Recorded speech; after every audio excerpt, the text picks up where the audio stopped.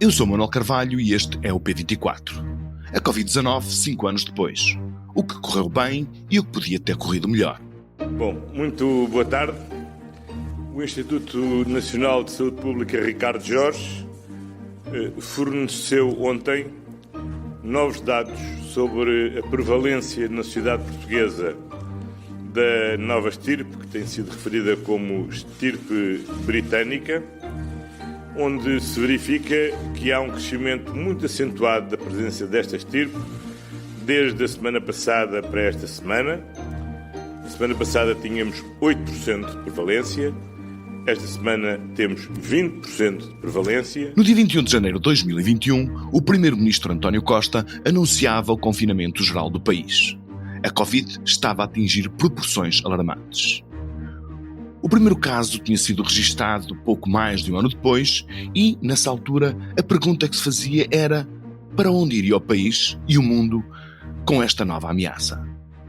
No dia 17 de dezembro de 2019, um homem de 55 anos foi diagnosticado na província de Wuhan, na China. Terá sido o paciente zero. Durante o primeiro mês, foram registados em média 5 novos casos por dia. Em dezembro, o primeiro caso de Covid foi diagnosticado em França. A 18 de janeiro, tinha chegado aos Estados Unidos. Em março, Portugal assistiu a um aumento exponencial de casos e o país entrou em confinamento. 5 anos depois, a OMS, a Organização Mundial de Saúde, calcula que tenham acontecido 777 milhões de infecções em todo o mundo, sendo registados pelo menos 7,7 milhões de mortos. Recordar a Covid, como hoje o público faz nas suas edições digital e impressa, é como que regressar a um pesadelo. A voltar ao medo coletivo face a uma doença nova de consequências imprevisíveis. A recordar as semanas em que milhões de portugueses tiveram de se isolar nas suas casas. Lembrar os casos dolorosos de idosos isolados em lares sem poderem contactar com os seus familiares ou amigos. As crianças que foram impedidas de conviver com os seus colegas, as ruas desertas, as lojas fechadas. É, afinal, voltar a um tempo que hoje nos parece, apesar de tudo, improvável e distante. Houve meses de angústias e medo, houve mortos, danos nas aprendizagens, sequelas que afetam entre 65 e 200 milhões de pessoas. Mas a verdade é que o país e o mundo resistiram. Não houve um colapso económico, não houve rupturas sociais graves e a ciência acabou por prestar, uma vez mais, um serviço inestimável à humanidade. Mas o mundo mudou na forma de trabalhar. Os relacionamentos alteraram-se. O conspiracionismo alastrou um pouco por todo o mundo. A relação de confiança entre os Estados e as pessoas acelerou a sua degradação. O que aprendemos nestes 5 anos? Estamos mais preparados para uma nova pandemia? Será que faz sentido dizer que a Covid deixou de ser em definitivo uma ameaça e se transformou em mais uma doença comum, como a gripe? É convidado deste episódio do P24 o professor Manuel Carmo Gomes, um cientista que nos dias duros da Covid nos esclareceu e nos acalmou com os seus textos lúcidos, longos e ponderados aqui no público. Manuel Carmo Gomes é doutorado em Biologia e professor de Epidemiologia na Faculdade de Ciências da Universidade de Lisboa. Este é o P24, o seu dia começa aqui. Professor Manuel Carmo Gomes, muito obrigado por ter vindo ao P24. No auge da pandemia, no auge da Covid-19, esperaria que 3 ou 4 anos depois estivéssemos a viver a situação que nós vivemos hoje, ou antevia um cenário bastante mais complicado? No auge da pandemia, eu não me atrevia a fazer previsões, mas há uma coisa que nós já sabíamos nessa altura, é que o vírus tinha características tais que a pandemia podia-se prolongar por bastante tempo, tudo dependendo das medidas e da cooperação que o público tivesse na adesão a essas medidas. E as características do vírus a que eu me refiro é praticamente a tempestade perfeita, e eu posso enumerar rapidamente. Em primeiro lugar, era um vírus e é um vírus que se transmite por aerossol. O aerossol é característico dos agentes patogénicos mais contagiosos. Basta pensar no sarampo, por exemplo. Depois é um vírus de incubação muito rápida. As pessoas inalam o vírus, ele multiplica-se no trato respiratório superior e em questão de 2, 3 dias as pessoas são capazes de o transmitir. Depois havia muitas pessoas que estavam infectadas, mas não tinham sintomas e mesmo assim transmitiam. E finalmente ninguém tinha proteção contra este vírus. Portanto, nós no auge da pandemia já sabíamos isso, e isso significa que é difícil fazer prognósticos, mas uma coisa é certa, o vírus já percebemos logo que veio para ficar. Agora, o grau de controle que iríamos ter sobre ele iria depender não só da adesão às medidas de controle do vírus, mas também, muito importante, a evolução do próprio vírus. Porque nós apercebemos que o vírus tinha uma taxa de mutação muito alta, estava constantemente a adaptar-se ao nosso sistema imunitário, isto numa altura em que já muita gente tinha sido infectada e até vacinada, e portanto, com um vírus com estas características, as pessoas não fazem prognósticos, não é? Quer dizer, limitam-se a controlá-lo o melhor possível. Professor, podemos dizer que, em concreto, nas sociedades avançadas, Portugal, na Europa, nos Estados Unidos, lidaram bem com essas ameaças, portanto, olhando, portanto, para, o professor dizia, portanto, que estava tudo muito dependente da forma como as pessoas e como os sistemas de saúde e como os Estados se organizassem na resposta às ameaças do vírus. Eu faço esta pergunta porque, enfim, hoje parece haver mais pessoas que acreditam que houve exageros nos confinamentos, por exemplo. Não, eu não sou bem dessa opinião. Quer dizer, a forma como os vários países responderam, e até diferentes regiões do mesmo país, foi extremamente heterogénea. Nós tivemos países com sistemas de saúde melhor organizados e centralizados, que responderam relativamente bem, comparativamente, e tivemos países que, com sistemas de saúde muito avançados e com muito dinheiro, responderam pessimamente. Portanto, houve uma grande heterogeneidade na resposta. É difícil traçar um estereótipo que se aplique a todos os países. Mas, de um modo geral, eu diria que houve problemas com que todos os países se defrontaram. Por um lado, no início, a dificuldade, o desconhecimento da biologia do vírus, que tem as características que eu há bocadinho enumerei. Depois, em geral, os países não tinham um plano de contingência nacional para lidar com epidemias. A generalidade dos países também não tinham um quadro legislativo adaptado a situações de pandemia. Portanto, são situações em que vale a pena discutir se as liberdades individuais entram ou não em conflito com o bem comum, com o interesse, com a saúde pública. Isso é um assunto que não estava e penso que não está resolvido na maior parte dos países. E depois os recursos humanos, a organização dos sistemas de saúde, etc., diferem muito de país para país. Naturalmente as respostas foram muito heterogéneas, mas se eu tivesse que fazer e se me obrigar a dar uma opinião geral sobre a forma como o planeta reagiu a Tenho esta vontade pandemia, de fazer, eu diria, acredito. eu dava-lhe um medíocre, dava-lhe uma nota negativa. E dava-lhe uma nota negativa porque não se pode dizer que nós tínhamos sido inteiramente apanhados de surpresa.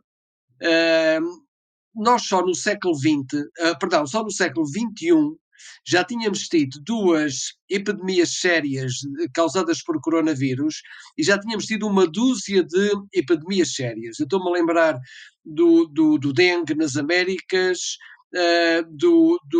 da febre amarela em África, o Zika nas Américas Centrais, o ébola na África Ocidental. Nós já tínhamos tido isto tudo só no século XXI. Repare bem, em 20 anos já tínhamos tido isto tudo. E quer os biólogos, quer os epidemiologistas, as pessoas ligadas à saúde pública, estavam fartas de fazer avisos acerca do que é que podia aí vir. E veio um vírus com estas características tremendas, que são a tempestade perfeita, e tivemos a pandemia. E repare que mesmo durante a pandemia Covid, nós tivemos em simultâneo outras epidemias, só que ficaram um pouco esquecidas porque não tiveram a mesma abrangência geográfica. Foi o caso do dengue nas Américas, que teve em simultâneo, a monkeypox. Agora as pessoas falam mais na monkeypox, mas surgiu em simultâneo com a Covid, e o ébola em África. Portanto, nós estamos num planeta que, devido a várias circunstâncias, está sujeito ao aparecimento destes episódios. Portanto, não foi uma surpresa. E não obstante não ser uma surpresa, eu repito que me parece que a resposta da generalidade do mundo foi medíocre, na melhor das hipóteses. E aprendemos com as insuficiências dessa resposta, ou seja, o que é que acha que nós não fizemos, o que é que se fez bem feito e o que é que podíamos ter feito melhor? Bom, eu penso que a pergunta refere-se principalmente a Portugal, não é? É difícil responder a essa pergunta Em termos globais, claro. globalmente, não é? Pronto, em Portugal nós deparámos com desafios que não eram desconhecidos, mas eu posso tentar enumerar. Um deles, aquele que eu já referi, é que nós não temos uma legislação específica para combate a pandemias. Provavelmente isto implicaria inclusive mexer na Constituição. Mas em situações tão extraordinárias como aquela que vivemos, nós precisávamos de uma legislação adaptada. E recorda-se que ao longo da pandemia houve várias hesitações sobre a constitucionalidade de muitas das medidas que foram recomendadas na altura. Depois, a nossa rede de acesso a dados de saúde é extremamente fragmentada e insuficiente. As plataformas informáticas não falavam umas com as outras, as coisas agora melhoraram um bocadinho, mas não totalmente, e houve aspectos cruciais em que isto fez muita diferença. Depois, a falta de recursos humanos nos serviços centrais de saúde, recursos humanos preparados para uma pandemia. E eu digo concretamente ao que é que eu me refiro. Uma pandemia, quando começa, ou uma grande epidemia, se quiser, é nas primeiras semanas essencialmente um problema de números, porque nós somos invadidos por uma quantidade enorme de informação numérica que diz respeito a número de infecções, número de hospitalizados, número de óbitos, número em cuidados de saúde, número nos cuidados primários, e depois isto tudo estratificado por sexo, por idade, por região, é uma quantidade tremenda de informação, e nós precisamos de sistemas informáticos e pessoas especializadas em Big Data que consigam lidar isto, fazer o encaixe de todo deste choque nas primeiras semanas. E nós não tínhamos nada disso. Portanto, nós tivemos que nos desenrascar com muito mérito das pessoas de saúde pública, que trabalham em saúde pública neste país, mas foi um desenrascanço e adaptámos, fomos fazendo cada vez melhor. Também a própria linha 24, que foi adaptada à situação de Covid e teve várias adaptações ao longo de toda a pandemia, acho que foi muito positivo esse aspecto. E depois nós fizemos coisas bem, houve coisas que fizemos bem, por exemplo, a introdução da flexibilidade laboral na altura em que isso foi necessário, o teletrabalho, o desfazamento dos horários, as equipas a trabalhar em espelho nas empresas, isso foi bastante positivo. Houve uma melhoria da comunicação entre profissionais de saúde nos vários setores por necessidade da pandemia e integração entre os profissionais de saúde e outros setores como assistenciais, como os lares, os bombeiros, etc. A nível autárquico houve excelentes colaborações inéditas. E isso são coisas que aprendemos. Eu tenho receio, evidentemente, daqui a 10 anos ninguém recorda estas práticas, mas houve várias coisas que nós fizemos bem. E houve outras coisas que fizemos mal, como todos os países. Não estávamos preparados para um vírus com estas características. Uhum. Professor, um dos problemas que continua a mobilizar os esforços da ciência tem a ver com a imprevisibilidade das variantes da Covid. Faz sentido admitir que no futuro possa haver uma variante especialmente perigosa para a saúde humana? Enfim, a experiência que nós temos tido até agora tem afastado os piores receios. Mas, enfim, como hipótese meramente teórica ou académica, não faz muito sentido nós afastarmos esse cenário. De maneira nenhuma. Não há nenhuma razão para que isso não possa acontecer. Eu não diria que é provável, a probabilidade é baixa, mas é perfeitamente possível. Isto pelo seguinte: o vírus, desde que apareceu, evoluiu em dois sentidos principais. No início, enquanto uma grande parte da população mundial não estava ainda infectada, o vírus esteve sempre a evoluir no sentido de maior transmissibilidade. Ele tornou-se cada vez mais contagioso, encurtou o período de incubação, as pessoas que estavam infectadas tinham maior carga viral no trato respiratório superior, e isto foi tudo mérito, entre aspas, do vírus, da evolução que ele teve.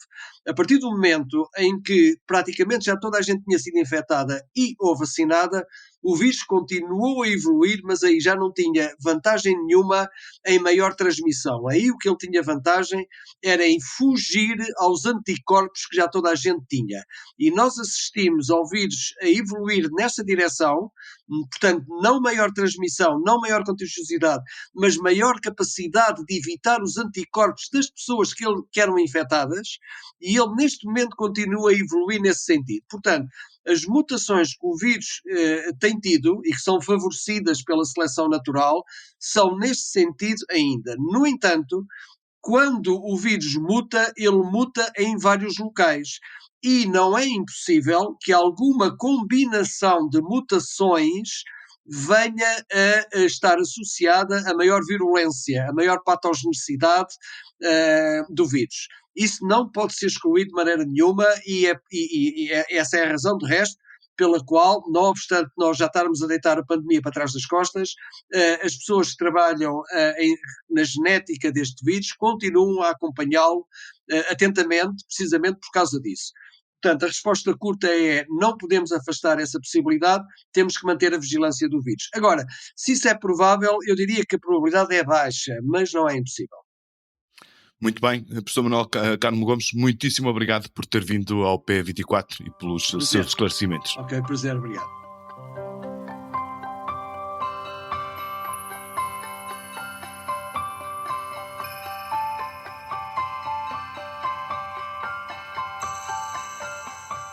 Thurston Moore está de volta com o seu 5º álbum de originais. O disco chama-se Flow Lyrical Lucidity e, escreve o jornalista Jorge Mameleira, no Y, é um regresso plácido, pacificado com o tempo, ainda que para sempre ligado ao passado. Os que o celebram pelo seu passado no Sonic Youth talvez esperassem neste disco outra coisa. Não desesperem. O passado já lá está, nas texturas rítmicas e harmónicas do legado pop. Mas está lá também a alma do encanto deste disco. Um lado meditativo, nostálgico, nova-iorquino que o torna irresistível. É ouvir e voltar a ouvir. O P24 regressa amanhã. Tenha um bom dia. O P24 é um podcast do Público com música original de Ana Marques Maia. A sonoplastia deste episódio é de Nuno Coelho. O Público fica no ouvido.